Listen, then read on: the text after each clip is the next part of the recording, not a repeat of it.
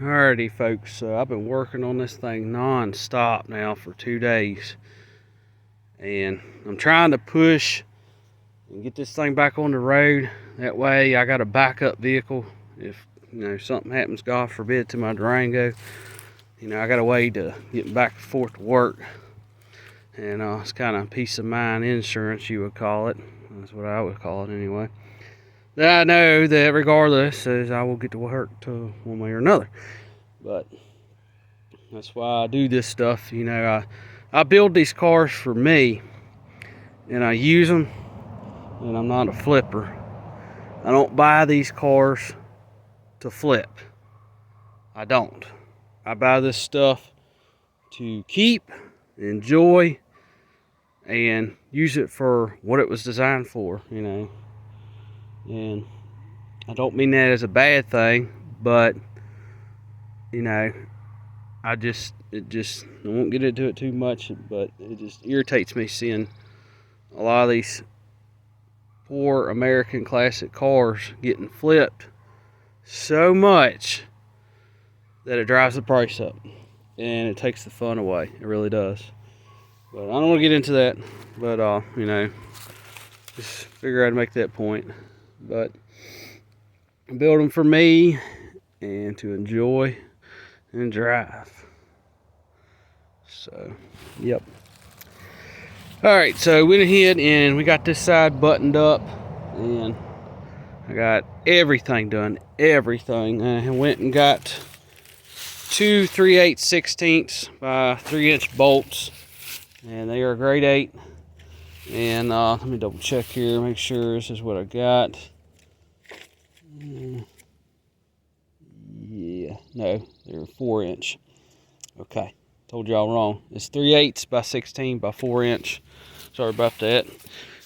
But I had to get them 2 bolts for the idler arm bracket down there, and then I got 2 lock nuts for it, and then I got 2 regular nuts for it too. So everything is grade 8 and bolted down, and it should be plenty for that. So that's all taken care of, and everything is buttoned up underneath here and greased up, so we're good to go.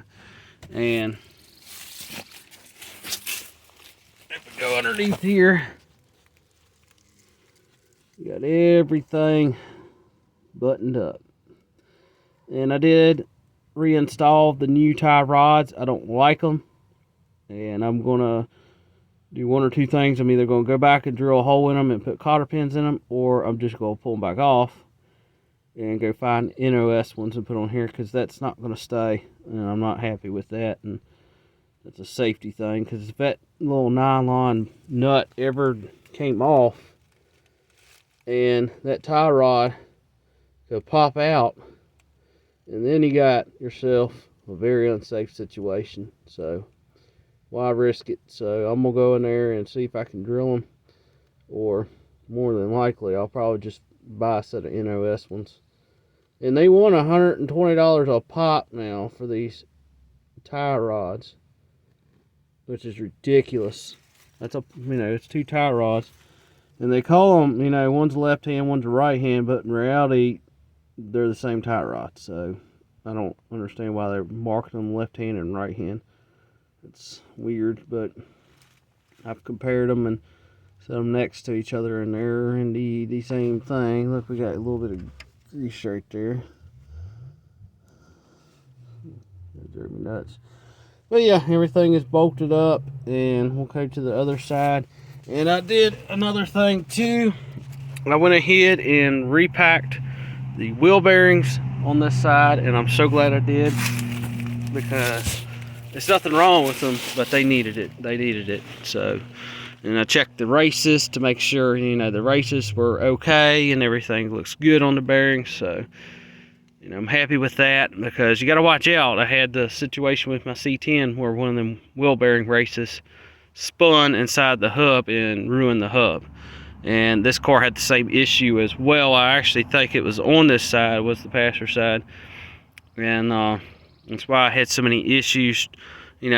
that's the issue with it when you buy these hubs, is trying to find one that, you know, somebody ain't destroyed it, taking the drum and separating and all that. Trying to find one that the drum is, you know, crack free, warp free, you know, something that's got plenty of meat on it, and something that can be turned and used. And the other issue too is trying to find the hub that has, you know, good races in it. The races really don't matter, but when I say good races, I mean they haven't spun inside that hub and ruined the bore. Because once you do that, you might as well just throw it away. It's no good. So, you know, it's very, very hard to find that stuff, especially, you know, if you can't get it local and you don't have a choice but to order it offline. It's trying to, you know, get somebody to, you know, actually knows what they're doing and checking that stuff and making sure the stuff is right. It's just a real pain, a real pain. But, you know, that's the issue I had with it. And the other part of it too is don't ever knock the wheel studs out and separate the drum from the hub on these cars. Just get yourself a whole nother hub that's got the drum that's still attached and everything. But like I mentioned, you got to go through all those issues. And, you know, I don't mean anything bad, but nobody knows how to take pictures nowadays. And, you know, I don't mean nothing bad either on the other part, but, you know, you got folks that really don't know what they're doing. And, you know, I don't know everything either, but, you know, you need somebody who knows what they're doing as far as, you know, checking the wheel bearing races to make sure they ain't spun and ruin that hub. Because you can't get these, you know, as far as I know, you cannot buy them hubs nowhere. And they actually make the drums, but the problem with it is you can use the drums with those hubs, but the wheel stud, you almost have to go in there and take the drum and just open up the wheel studs there just a little bit, so that drum will sit on there like cracky like it's supposed to. And the other issue too is do not knock them wheel studs out. It's actually, that drum is kind of a press fit on that hub, and that's why I ended up knocking the wheel studs out and separating like it. Do not do that. Do not do that. But you'll have a nightmare. But that's where we're got now. So I got this one off. I'm getting ready to repack these bearings here, and it's a little harder to do on the inner bearing here because, you know, I don't want to pull it out, then I got to get another seal and, you know, all that rigmarole. So I'm just going to take my finger and reach up in there and just, you know, keep doing like that, and just keep packing grease in it till it comes through all the way around that bearing. And then I'll call that one good, and then we'll set it back on there, and then that one I can just, you know, take the palm of my hand and just, you know, dig it into my hand. And well, not really dig into my hand, but y'all know what I mean. I can pack that one. That's a little easier. But I don't, you know, you can't, I don't want to sit there and pop that wheel seal out, and then, you know, it's just going to ruin it when you do that. And then you got, you know, I don't feel like trying to get one locally because, you know, I don't mean nothing bad, but trying to find clowns, you know, talk to somebody behind the counter who doesn't really know anything. And not everybody, but is like that. But trying to talk to a clown, well, what year is it? What year is it? It's like, look, buddy, there's the wheel seal. There's the number on it right there. Give me the wheel seal. And sometimes you got to override them and have all the information already pre-thought out and wrote down, so that way when you go, you can override it. And a good example of that is, all right, so I need a fuel pump gasket for this 59 Edsel here. Oh, what's the Edsel? You know, that kind of deal. And I, you know, I don't mean nothing bad, but, you know, it's just, it just cracks me up. But it's airheads. But need a fuel pump gasket for a 59 Edsel here, and, you know, what year is it? What's the Edsel? You know, that kind of deal. So you got to override it, so you don't have to deal with all the clown work. And you know, that fuel pump gasket, I made a video about that, but just look up, you can look up, you know, anything for a small block Chevrolet or a big block Chevrolet. You could even look it up for a Mopar. That way you don't have to worry about it, and it's the exact same gasket. They are all universal, all of them. And the one on the small block Chevrolet takes 2 gaskets, and the gasket is the same as this fuel pump. Now the other one that goes under that cover is different, but the other gasket that goes between the pump and that little plate on a small block Chevrolet is the exact same gasket. That is the secret to it. And just, you know, examples like that, sometimes you got to override it and, you know, go ahead and have your part number ready and all that, because there, you know, you can find a small block Chevrolet fuel pump gasket all day long, and, you know, just get the part number for it, and you know, look it up for a small block Chevrolet. You can even get one for a Dodge 360. It's the same gasket, and you know, that's how you override stuff. So that's what I do a lot of times, is I don't want to deal with the clown work. I just override it, and, you know, it saves a lot of time, inconvenience, and, you know, you don't have to put up with clown work and all that. And most of the time, you know, you just take them the part number, they'll pull it right on up, and boom, done. And you know, I don't mean nothing bad about it, but that's what you got to do on a lot of stuff nowadays. And it's not just old cars, it's a lot of new cars too. So like the rear brake hose on this car, I had mentioned I bought one for a GM vehicle, and the whole thing is I needed one that had the correct T in it that was built in, because the original that was on this car had an adapter on it, and it just, I don't know if it, I don't even think it was original. I really don't. I think somebody just rigged it up and threw it on there. I don't know, but that's what I think happened. It might have been original, I'm not sure, but it had an adapter on it, and just, you know, a bunch of crazy stuff going on, and I just don't like it. That's why I bought one that is designed for 3/16 inch brake line from the front to the rear, and that splits off from the driver's side to the passenger side for the, again, the same 3/16 brake line. And that's pretty much common on anything, is you're pretty much going to have 3/16 brake line, you know, on the rear end on just about everything. And you know, old school wise. But I just wanted one that was all built in, that had the correct, you know, fittings and all that, and it was all one piece, so eliminate that adapter, and you know, it's less likely to have potential for leaks, and it's, in my personal opinion, it's better design. But that's why I had to do that, and I ended up getting one for a GM vehicle, and going that route. And the trick to it too is making sure you have everything right, and don't forget the length as well. You don't want one too short. You got to take into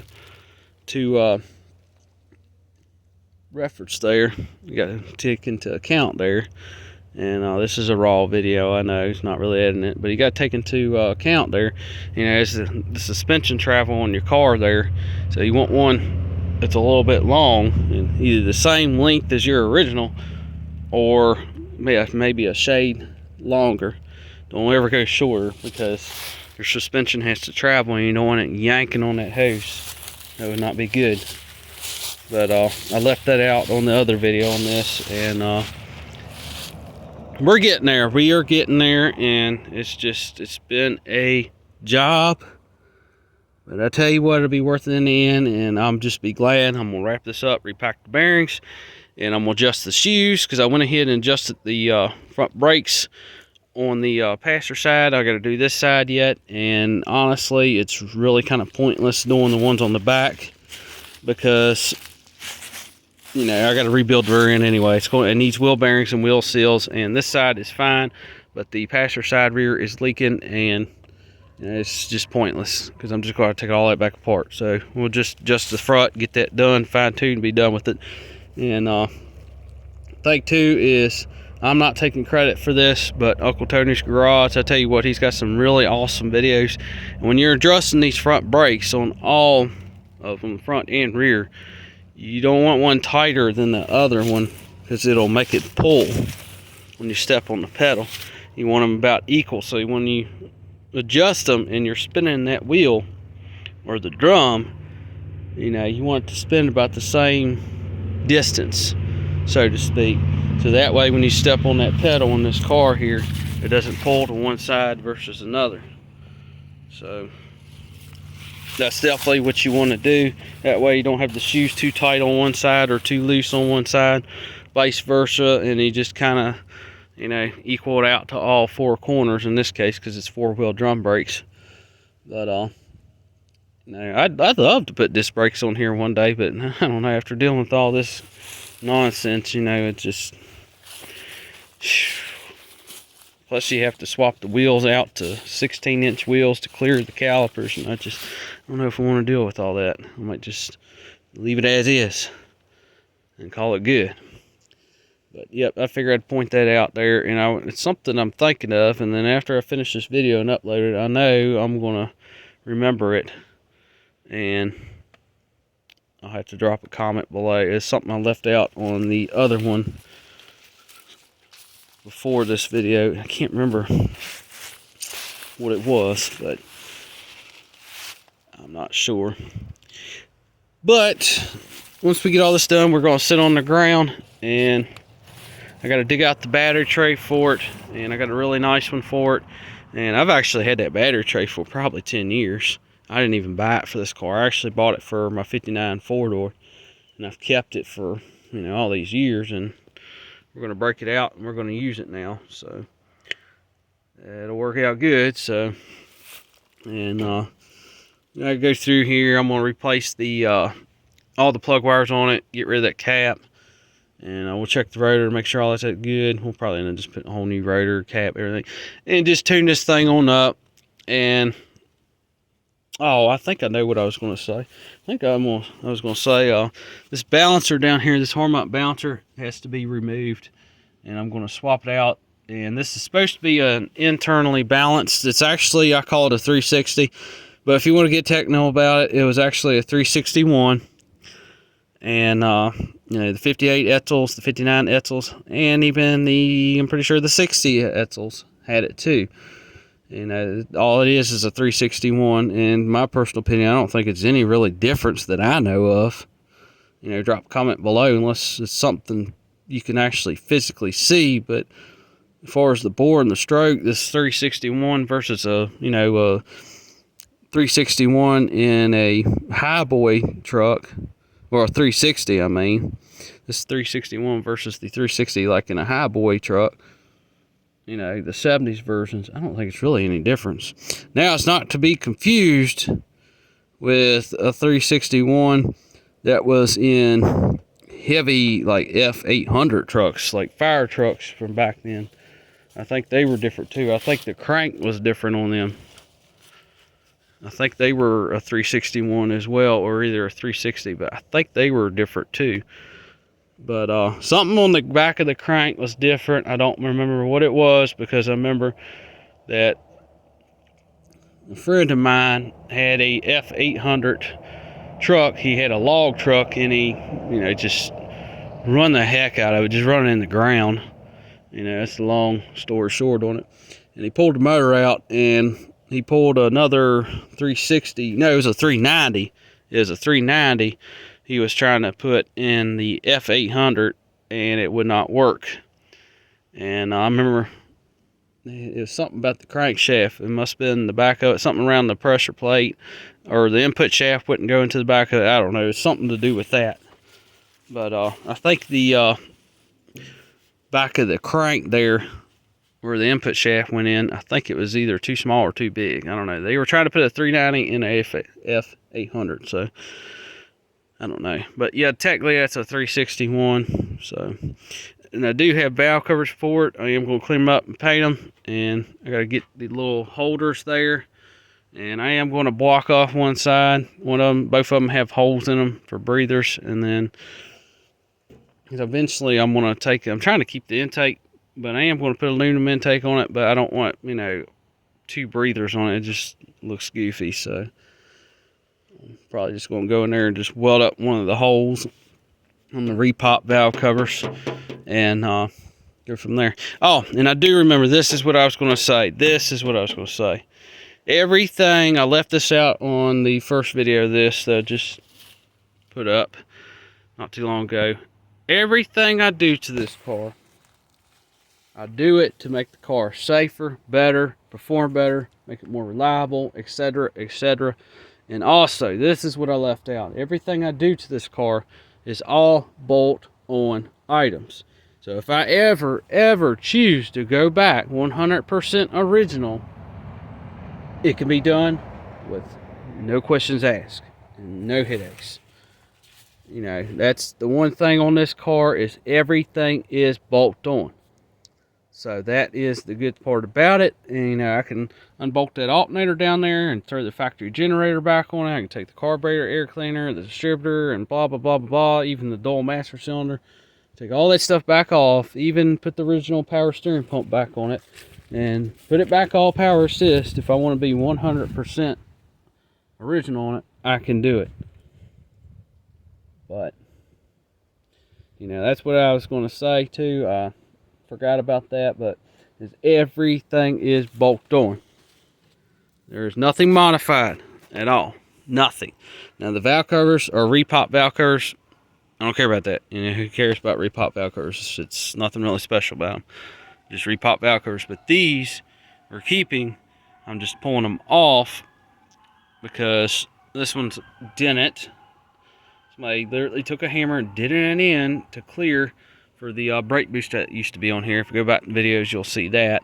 But it's just, you know, I just not going to deal with it. I will save them. That can be fixed and straightened. And that was the other thing too, is I do not get rid of any of the original parts of this car. I will keep everything, even the worn out tie rods and all that stuff, even the coil springs. I have everything that was removed from this car, everything. And that way I can always go back if something ever happens. And, you know, I can always be like, okay, I'll just take like the shocks I pulled off here and take them up locally if I do buy them locally. And like, again, you know, I have all my parts numbers ready and everything, and always verify everything too. If you do buy it locally, just because the part numbers match, always open it up and check it right there, because if you don't want to be making 20 million trips and wasting gas for nothing. So always verify everything. That's my big thing. All right, so I'm gonna go ahead and get this thing wrapped up, and hope you all enjoy the videos here. And we gotta get these front wheel bearings repacked, and we're gonna adjust the shoe on this side, and we're gonna make it equal. That way this side ain't too tight or too loose compared to the other side on the passenger side front. And when we redo our rear end, we'll make everything match. That way when you step on the pedal, it doesn't pull, and it's nice and smooth. That's what you want. So, all right, I'm back at it again, and I think I said it already, but we got everything greased as well. And so it's pretty much, this is it. And then we'll go in here and got a few other things too. I got some ends for the battery cables, and I'm gonna crimp on here.